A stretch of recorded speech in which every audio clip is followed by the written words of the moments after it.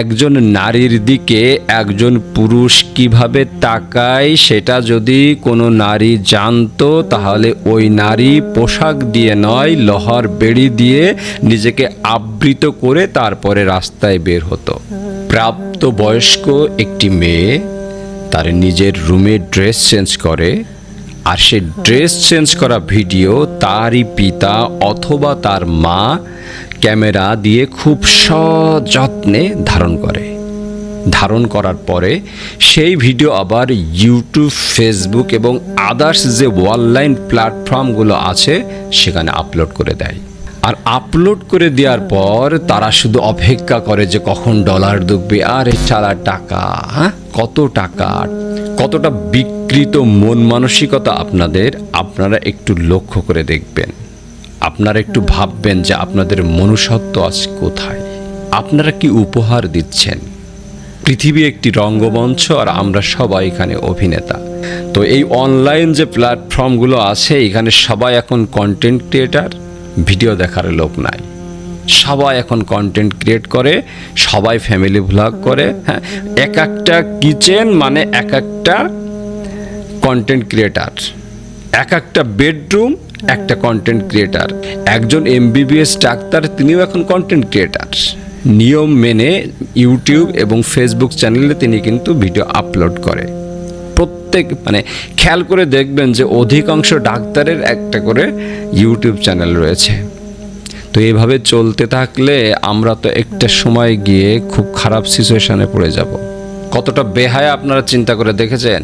নিজের স্ত্রীকে অন্যের চোখের ক্ষুধা বানিয়ে দিচ্ছেন, তাই না? অন্য পুরুষের চোখের যে ক্ষুধা, তাদের চোখের যে জেনা, সেটা সম্পাদন করছে তারা আপনার ওয়াইফের মাধ্যমে। কতটা ভয়ঙ্কর সময়ে আমরা আছি দেখেন। তার নিজের মা তার মেয়ের ভিডিওগুলো আপলোড করে দেয় ইউটিউব, ফেসবুক প্ল্যাটফর্মে। আমরা ফেসবুক এবং ইউটিউবে যখন ঢুকি তখন দেখি যে গোটা কয়েকজন, নাম বলবো, নাম বলা যাবে না, তা গোটা কয়েকজন ছাড়া কিন্তু কেউ এই কাজ করে না। তো আপনাদের কি করা উচিত? রিপোর্ট করা উচিত, ব্লক মারা উচিত। তো এইগুলো তো আপনারা করেন না। তারা যে কন্টেন্ট ক্রিয়েটার, তারা যে খারাপ, আপনারাও কিন্তু খারাপ। অন্যায় যে করে আর অন্যায় যে সহে, তবু ঘৃণা যেন তারই তৃণ সমদহে। যাই হোক, অনেক আগে বইতে পড়েছিলাম। তো বিষয়টা হলো যে অন্যায় করছে আর যে অন্যায় সহ্য করছে, দুজনেই কিন্তু সমান অপরাধী। সুতরাং আপনার সামনে যখন ভিডিওগুলো আসবে তখন আপনাদের হাতে ধরি, আপনাদের পায়ে পড়ি, ক্লিক করবেন না। ওইখানটা থেকে বের হয়ে আসেন, ঠিক ওইখানটা থেকে বেরিয়ে আসেন। ওই ভিডিওগুলোতে রিপোর্ট মারেন, ওই ভিডিওগুলো ব্লক মারেন, ঠিক আছে, আনফলো করে দেন, যা খুশি তাই করেন, সমস্যা নাই। কিন্তু আপনাদের হাতে পায়ে ধরি, এই ধরনের ভিডিওগুলোতে ক্লিক করবেন না, দেখবেন না। হাতে গোনা কয়েকজন আছে যে ভিডিওগুলো আমাদের সামনে আসে, এদের সজোরে কিক মেরে দিন, এদেরকে বিতাড়িত করে দিন। আপনার সন্তানের জন্য, আপনার সন্তানের ভবিষ্যতের জন্য ওই ভিডিওগুলোকে স্কিপ করে যান এবং রিপোর্ট মারতে থাকুন। বর্তমান সমাজের এই যে ছোট্ট ছোট্ট বিস্ফোরা, এই যে কন্টেন্ট ক্রিয়েটাররা, এদেরকে যদি এখন আপনারা সজোরে কিক না মারেন, তাহলে এরা কিন্তু ভবিষ্যতের বড় টিউমার হয়ে আপনাদের সামনে আবার ফিরে আসবে। তখন হয়তো আপনারা থাকবেন না, আপনাদের বাচ্চারা থাকবে। তাদের জন্য কতটা হুমকি আপনারা একবার লক্ষ্য করে দেখেছেন? একটু গভীরে আসুন। এই 40+ 50 বছর বয়স্ক একজন লোক, সেও এখন ইউটিউব অথবা ফেসবুক অন করেই রিলসে বা শর্ট ভিডিওতে ঢুকে পড়ে। একটা রিলস, আপনি ভালো রিলস দেখেন, দ্বিতীয়বার, তৃতীয়বার, চতুর্থবার কিন্তু ঠিকই একটা খারাপ ভিডিও আপনার সামনে আসবে, আপনি দেখে ফেলবেন। সামনে আসবে, দেখবেন না কেন যে চমকপ্রদ ভিডিওগুলো আসে, ঠিক আছে, থাম্বনেইলগুলো যে ইউজ করা হয়, এ ধরনের থাম্বনেইল, এগুলো দেখতেও মন চায়। যারা বয়স্ক আছে তাদের তো চুলকানি বেশি, কথাগুলো খারাপ শোনা গেলেও এটা কিন্তু বাস্তব। তো এরা কি করে, সারা দিন কোনো কাজ নাই, কাম নাই, ওই রিলসগুলো দেখতে থাকে, নষ্টামি দেখতে থাকে, ঠিক আছে। তো এগুলো থেকে বেরিয়ে আসেন, দিন শেষে আপনাকে কিন্তু মরতে হবে। আপনার জন্ম হয়েছে, আপনার মৃত্যু হবে। মৃত্যু অনিবার্য। ওই মৃত্যুর সঙ্গে প্রত্যেকটা প্রাণীকে কিন্তু দেখা করতে হবে।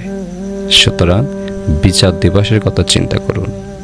একবারও ভেবে দেখেছেন বিচার দিবস তো একদিন হবে, কিন্তু আপনি যখন মৃত্যুবরণ করবেন, আমি যখন মৃত্যুবরণ করব, বিচার দিবস যেদিন শুরু হবে, ওই বিচার দিবস কিন্তু আমাদের এখানকার মতন 24 ঘন্টার মতো হবে না। ওই একটা দিন 1000 বছরের থেকেও লম্বা হবে। ওই বিচার দিবসে আপনার কি অবস্থা হবে? ওই বিচার দিবসের কথা চিন্তা করুন। মহান আল্লাহ তাআলা তার বান্দাদের দায়িত্ব নিয়েছেন। প্রত্যেকটি প্রাণীর দায়িত্ব মহান আল্লাহ তাআলা নিজেই নিয়েছেন। সমুদ্রের তলদেশে একটি মাছ, যে মাছটি অন্ধ, খেতে পারে না, মহান আল্লাহ তাআলা ওই মাছটিরও অন্নের ব্যবস্থা করেন, খাদ্যের ব্যবস্থা করেন। পাখিগুলো তার নীড় থেকে সকালে খালি পেটে বের হয় আর সন্ধ্যার সময় উদার পূর্তি করে ফিরে আসে তার নীড়ে। একটা পিঁপড়া, সেও কিন্তু না খেয়ে থাকে না। সুতরাং রিজিক নিয়ে চিন্তা করবেন না।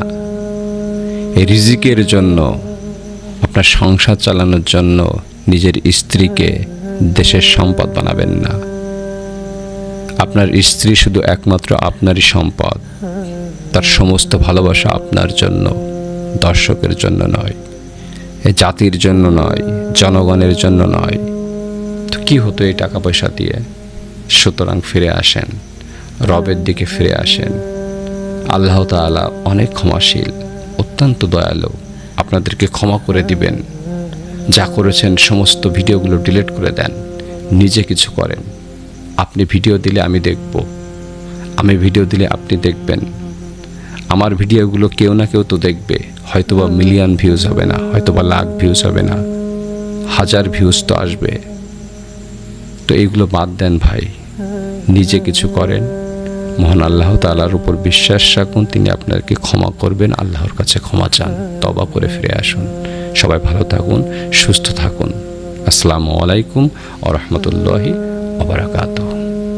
প্রিয় ভিউয়ার্স, আসসালামু আলাইকুম।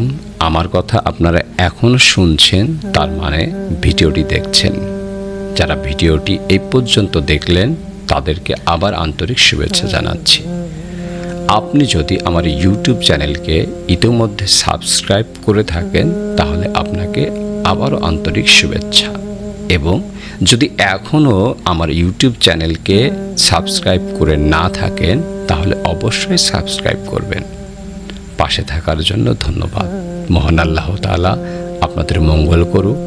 আমি আপনাদের জন্য দোয়া করি, আপনারা আমার জন্য দোয়া করবেন। সবাই ভালো থাকুন, সুস্থ থাকুন। আসসালামু আলাইকুম ওয়া রাহমাতুল্লাহি ওয়া বারাকাতুহু।